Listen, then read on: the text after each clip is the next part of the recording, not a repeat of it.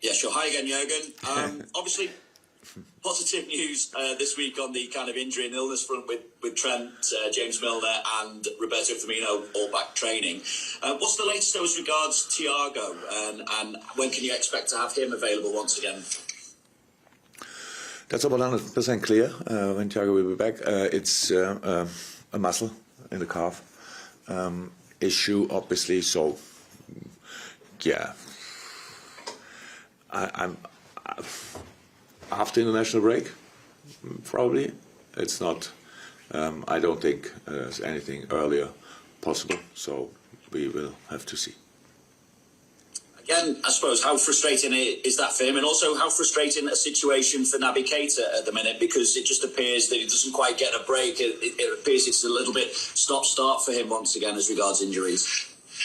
Yeah. Nothing really serious, but keeps him out of the next game for sure. And maybe a little bit longer. We have to see there as well. It's nothing, Naby especially, it's nothing serious, but it's obviously painful, and we have to see how we can deal with that. But it's of course not cool when the players say had a good preseason, could play a lot of games, and now being out. But that happens throughout the season. Hopefully, that when they come back, that's it now, and they can play the rest of the season. It would be extremely helpful. Thank you, Vinny. We go to Andy from the Premier League Productions. Morning, Jurgen. Morning. Just on the midweek game, I saw they've been dubbed Klopp's kids, the youngsters coming through. How impressed are you with these youngsters coming through the academy at the moment at Liverpool? Very, very. We had a great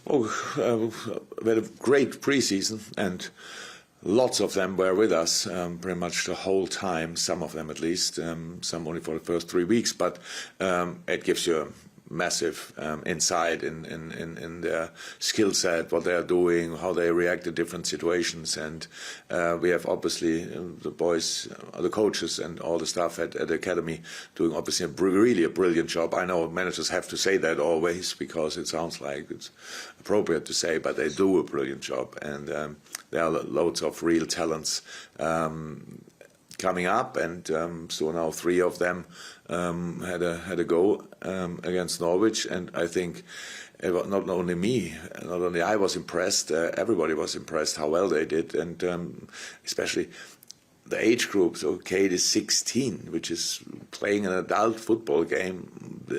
You don't find now thousands of players who are ready to do that, and then the other 2 boys with 18 playing as mature as they played. That's really good for us, obviously, and good for them. And there's a lot to learn, a lot to improve, and a lot to come. But there's already a lot there, and I'm really happy about that. And just one on Brentford, how refreshing an addition do you think they've been to the Premier League so far? Absolutely great, and I watched the press conference of Thomas Frank, and it was like one of the most entertaining things I watched for the last few years. I will be honest, it's like half an hour talk about all the different players, all the really, it was really good, and maybe we have to start with that. The football they play is incredible. The organization they have is incredible. So Thomas, obviously a brilliant job. Brentford is doing a brilliant job. How they recruit, how different they are, how much they show that even with lesser money, it's really possible to create something really special. It reminds me a lot on the time at Mainz when I was there, because we had no money. We had to be really creative on the transfer market, and there's a massive difference between the money Brentford has and Mainz at that time, but it shows it's still possible. And so I mean, I hear him talking. It's a nice situation. So like talking about, actually nobody expects us to get something from the game against Liverpool, but we have a chance. And yes, they have. Not only because it's football, no, because of the football they play. That's an incredibly well-drilled football team. And it's 3-5-2, what they play, or however they call it exactly. Everybody knows what to do. Everybody's ready to make the extra yard. Together with the new stadium, he spoke about that in a press conference as well. So I saw the game against Arsenal. I saw them celebrating after the Arsenal game, which was absolutely great to see how much it meant to them. And we know what we have to expect there. So that will be really a tough one. But rightly so, rightly so. That's football, and we all have a chance, and we all want to go for it, and they want to go for it for sure. But we obviously will have a go as well. It's just a really important game for us, and I'm looking forward to it. Brilliant. Thank you. Thanks, Andy. Jürgen. Best of luck at the weekend. Thank you. Okay, James from TalkSport for 1 or 2, depending what you need. James. Jürgen, you've only conceded 1 goal in the Premier League so far this season. What has been the key to that? Because the personnel and the makeup of your defence has changed already this season. Yeah, Ali in moments that he could just make brilliant saves. So it's not that then nobody shot on target against us. But yes, as a unit, we defended so far pretty well. We said it before the game, before the season. Nobody wanted to hear it, but we have 3 new players. We have without buying them with Joel, Joe, and Virgil. We brought in Ivo. We had already really, you're right, against. I think Crystal Palace was the last line we changed completely. They never played together before, so it's not about that. You need just to have a clear defending attitude. That's what we have, what we had last year as well. And then when you have then the players you can rely on immediately in the last line, then it looks good. But last year, for example, when Reece and Nate played in last line, we defended really well. So it was just, we had needed time to adapt to that. So we had needed time, and this year we had time during the preseason to work on it. That's what you see now. That doesn't mean that we will have at match day 38 still only 1 goal conceded, but it means we are more stable in the moment. But that's what we need to be successful. And if you want to be successful, you have to be consistent. If you are consistent, that means that you defend well, because you cannot fly every day and score an awful lot of goals. You have to defend. You have to grind out results from time to time, and that's what we did so far, and it's good, but only the start. And on that note, what sort of challenge are you expecting from Brentford, the front 2 in particular, Tony and Mbeumo, who seem to have a real chemistry up front? They have, and they have another striker, I think Cross, if I'm right, who scored 4 goals in midweek, which is obviously a very exciting one as well. So it's just nice. So Benrahma played there, Ollie Watkins played there, I think together with Mbeumo, and now they found last year the next one with Ivan. I have to say, chapeau. Really, it's not only them. They really work as a unit extremely well, and giving players like Ivan now the trust and the faith, and you can see what you can get out of a player. So that's obviously the case, because he was on the market, and I'm not sure how many Championship, nearly Premier League teams were going for him, but Brentford did.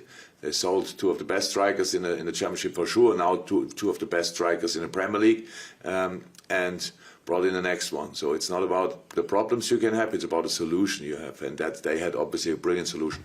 And they I said, the whole team, these 3 really tall guys in the center, the center backs, then really speedy and fully committed wing backs, or the whole team defense, like it's the last game of their life, and that's really impressive. I have to say, it's really impressive, and congratulations for that so far. The start they had is good, is really good, and I'm pretty sure they are not satisfied yet. So it will be an interesting game, because 2 really lively, high intense teams will face each other, and the home team has the crowd in their back, and we have to make sure that we can calm the atmosphere a little bit down only for that day, because apart from that, I'm completely fine that they have the best season of their lives, because I really like what they do. Brilliant. And the final 2 questions of the open section before we go to Mbago from Carl from BBC Merseyside. If we could have the hands up from the Daily guys now, I'll get a couple of you in. But Carl from the BBC to conclude this part. Hi, Jürgen. Hi, Carl. On Taki Minamino, he struggled to get into the team in his first year. Do you think that loan at Southampton has really helped him to get to the pace of football and has given him confidence, and we are seeing the benefits of that now? Everything helped Taki. Taki is really an outstanding talent. So it's you come from Asia, you go to Salzburg, you come from Salzburg, you go to Liverpool. Liverpool not in the best phase of their lives. It's not that we were flying all the time. So it is obviously it was part of what came in here when everything was difficult. We had no supporters in the stadium, all that stuff, and then you need to get used to the Premier League. That's how it is. And yes, it helped massively that he went to Southampton. Of course, he came back and was a completely different player. You can see that now. His finishes are really incredible in the moment. How he connects the game, how he drops in the right moment is a different package now, and was really helpful. And players need time. We just don't give them often enough. That's the problem. He used that time, so that's good. And 7 of your goals have been scored from corners already this season. Do set pieces take on extra importance when it is harder to break down the opposition at times?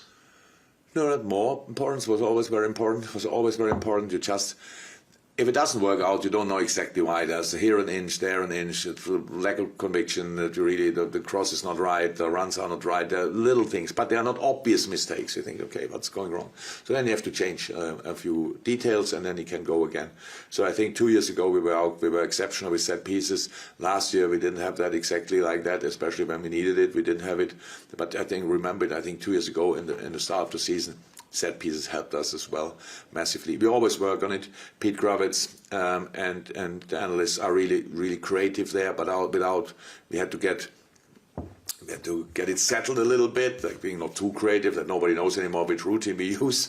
But we have now a nice basis which we use from time to time. But obviously, when the big guns are then back, when Verge, Joe and now Ibu, when they can be a threat in the box, that helps obviously. When the right takers are out there, then it helps as well. So it's good, but it was absolutely necessary. So, but it's not that we started working on set pieces this preseason. We work actually all the time on them, and you just don't see that always, like we don't see it always. In a moment, we have a good moment. Long may it continue. Fantastic. Thank you. Thank you, Carl. Just noticed, I think we've got, is it Mark Walker on from the Press Association who I should have gone to. Mark, if you'd like to ask your question now, because we then go to the breakout for Jürgen, sorry. Hello, thank you. Good morning, Jürgen. Hi, Mark.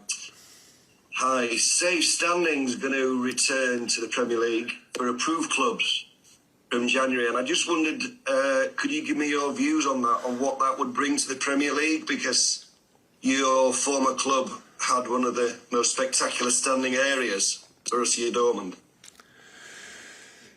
Yeah, look, it's when you're in Germany, there were, I think, a few discussions in the past that people thought, okay, we might have to change a little bit, that we cannot have like 27,000 people on one stand, these kind of things. But I think that the reason why in England, the Premier League changed it, there were good reasons, and things had to be reconsidered.